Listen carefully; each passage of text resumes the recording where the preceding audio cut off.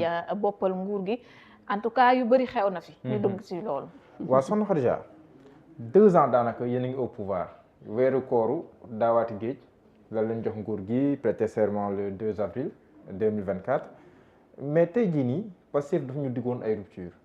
Pastef ñoom doon wooye seen bopp anti système waaye boobu ak léegi booy dégg le premier ministre dafay mel ni ba léegi ngi opposition lan lañ mën a retenir ci Pastef au pouvoir après 2 ans wala près de 2 ans après. li gën a intéressant loo xam ni tey defe naa ñun ñëpp xam nañ ko c'est la paix sociale Mohamed je pense que posé nga ma sànq question bu am solo mooy fan nga nekkoon ak lu taxoon nga dem defe naa sur la même période il y a 2 ans on avait 1800 personnes en prison on avait des chars de combat dans la rue on avait des gens yoo xam ne dañ leen doon tëj fekk leen seen kër violenté leen on a vécu des moments très douloureux et tey loolu déjà rien que ça là c'est un acquis boo xam ne c'est non négligeable c'est non négligeable et pour man ci la ñu mën a liggéey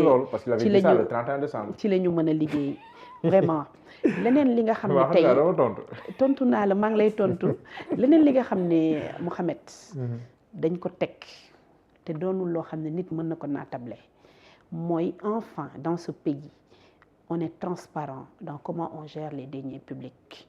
Mouhamed defe naa yow ak man ak sama morom ak ñiy seetaan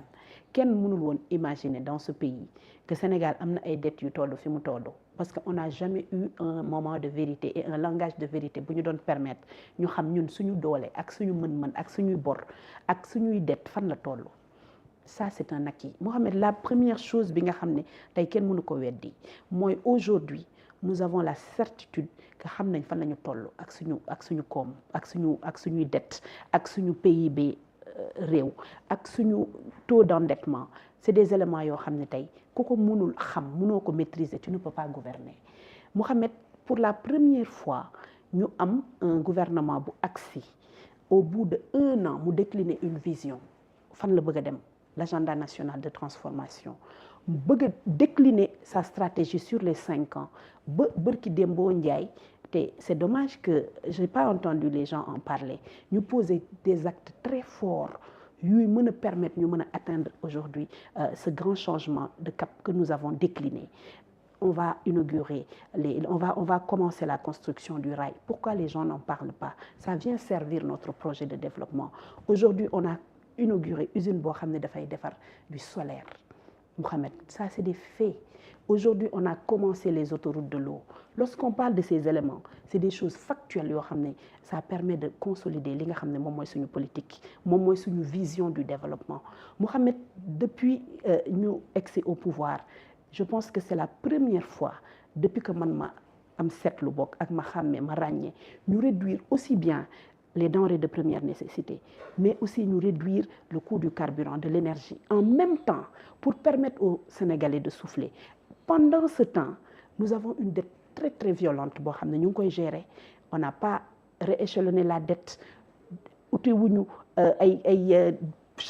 micmac yoo xam ne dafay gën a endetter le Sénégal sur des prêts yoo xam ne ou des conditions yoo xam ne le FMI moom la ñu exiger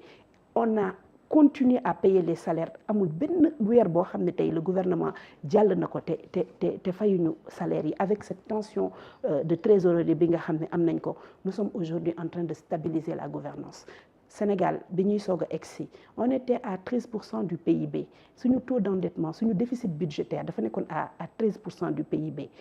en fin 2025 on a ramené ce taux d'endettement ce déficit budgétaire à 7% du PIB on a fait une réduction du train de vie de l'État de plus de 33 milliards yoo xam ne dañ ko dugalaat réinjecté wat ko sur le coût de la vie pour que nit ñi gën a am vraiment un panier de la ménagère bu gën a yomb Mohamed ça c'est des changements de taille aujourd'hui li gën a am solo dans une gouvernance mooy on a défini le cap bi ñu bëgg a jël nekkatuñu ci flou nekkatuñu sur du pilotage à vue tey dañu nekk sur un cap boo xam ne c'est la souveraineté c'est aller vers l'industrialisation du Sénégal mais c'est aussi travailler le capital humain bi nga xam ne moom lañ bëgg am pour mën a viser en fait les nouveaux métiers yi nga xam ne foofu lañ bëgg a conduire le Sénégal ça c'est des choses factuelles yoo xam ne kenn mënu ko naatable maintenant nous sommes dans un pays boo nga xam ne on a hérité de difficultés on a hérité d'un pays boo xam ne pendant 60 ans il y avait des choses yoo xam ne fi la nekkoon le système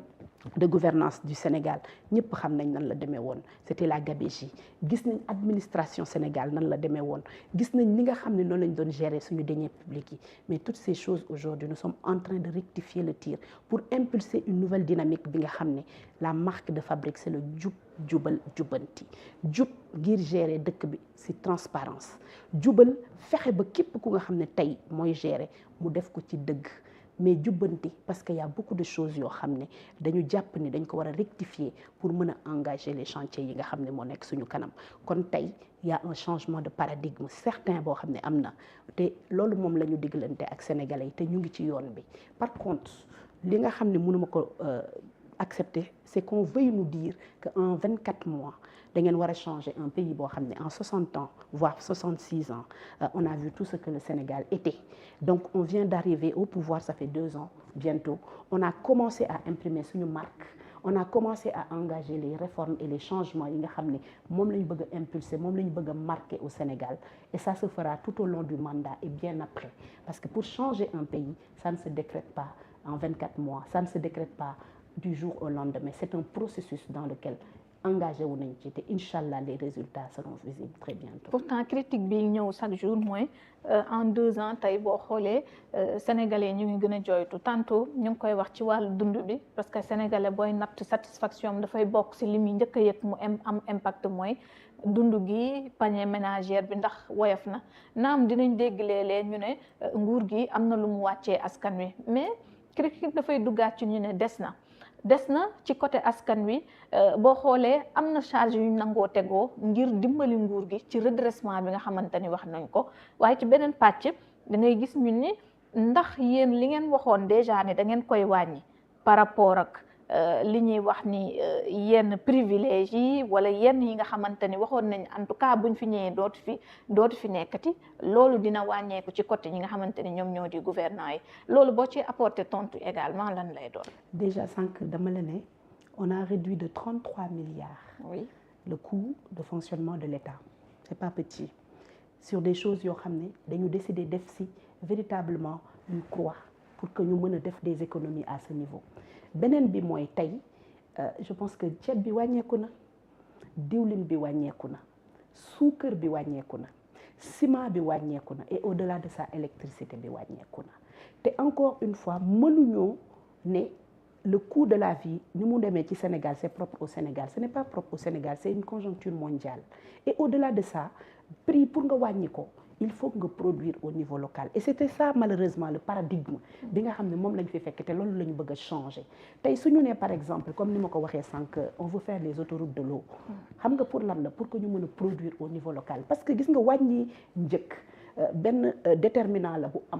gën a am solo muy li ngay soxla li ngay lekk ak li ngay consommer nga mën ko bay ci réew mi nga mën ko produire et c'est ça aujourd'hui l'option que nous avons pris c'est de travailler d'abord sur l'agriculture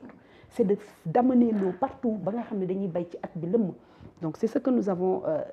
lancé il y a quelques jours depuis l'année dernière les projets ont été initiés et lancés récemment et ça c'est un changement de paradigme boo xam ne loolu véritablement loolu moo mën a am impact sur le coût de la vie parce que tey mënoo di importer li ngay lekk ba pare di am une maîtrise sur le coût de ces denrées yi nga xam ne ci biti lay jógee ça c'est un changement de paradigme donc beneen bi nga xam ne sax dafa am solo te ñu wax ko mooy l'éclairage l'électricité du moins l'énergie du moins l'énergie est un déterminant boo xam ne dafa am solo ci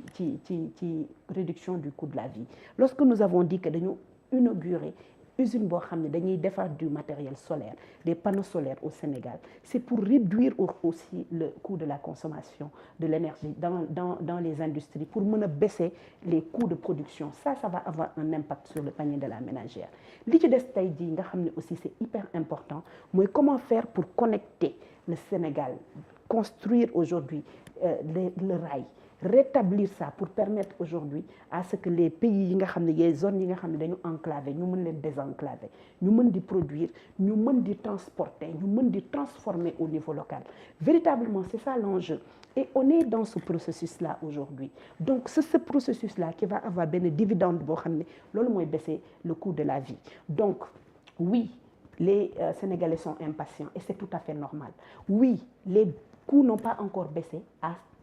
peut-être au taux yu nga xam ne Sénégalais yi bëgg nañ ko, mais c'est un héritage. C'est pas loo xam ne suñu conjoncture la, c'est pas loo xam ne c'est à 100% dépendant de notre gouvernance. C'est quelque chose boo xam ne c'est une conjoncture mondiale. Et nous, notre choix de politique mooy agir sur le fait que bu ñu fexee ba Sénégal di transformer, bu ñu fexee ba Sénégal ay am ay industries yoo xam ne li ñu soxla ñun ñoo koy produire suñu bopp, dootuñu ko jëlee ci biti, bu boobaa la ñuy mën a véritablement agir sur le coût de la vie. Et c'est ça aussi ñoom tam loolu la ñuy wax nee nañ joytu bi doy na 2 ans à chaque fois ñu ne 4e sous-sol la ñu fekkoon nguur gi, ñoom ñi fi nekkoon sax nee nañ doy na fi mu ne nii yéen a war a wane li ngeen mëne. Mais on est en train de le faire. Encore une fois,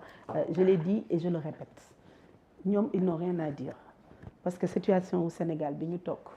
je pense que ñoom ñoo ñu ko teg. On est venu dans un pays boo xam ne le taux d'endettement est tellement élevé, 132% du PIB. maanaam lépp li nga am ci sa production sa intérieur daf lay servir à payer bor. Donc su Sénégal tolloo fi mu toll, je suis désolée, ñoom ñoo ko def. Donc ñoom ils doivent être les premiers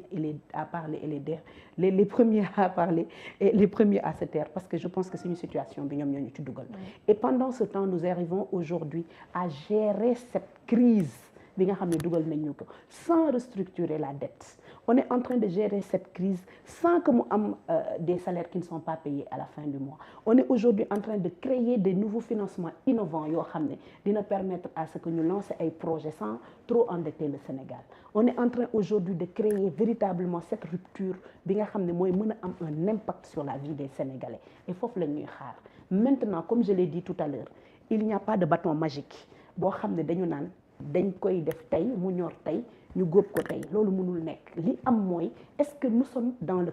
cap bi nga xam ne moom lañ décliné dans notre vision. Oui, nous avons décliné notre vision à long terme. Nous avons décliné cette vision à moyen terme et nous sommes aujourd'hui en train de déployer des projets yoo xam ne c'est des projets structurants yoo xam ne dafay am un impact réel sur l'industrie, sur l'agriculture, sur l'emploi, parce que en créant une agriculture boo xam ne di nga am assez d'eau, tu fais travailler les agriculteurs, tu augmentes ta production. En augmentant ta production, tu crées derrière des chaînes de transformation au niveau local. C'est des emplois. Et ce sont ces transformations yooyu nga xam ne su ko maîtriser avec l'énergie dina la permettre nga mën a créer de la valeur ajoutée, mais aussi des emplois au niveau local. Et loolu mooy nekk le cercle vicieux, le cercle vertueux du développement. Et c'est vers ça que nous sommes en train d'aller. Donc, ce que je dis mooy, on a véritablement changé de cap. On a arrêté benn hémorragie bu fi amoon mooy continuer di leb tout azimut des projets yoo xam ne kenn gisul xaalis bi fu ñu ko investir, amul benn rentabilité boo xam ne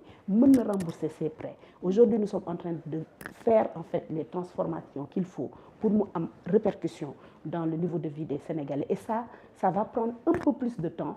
c'est normal. C'est ça le processus économique. C'est pas quelque chose boo xam ne dafay xëy rek automatiquement. Sénégalais moom dañoo yaakaar ne ngeen ñëwee rek 1 an 2 ans. Mais je pense que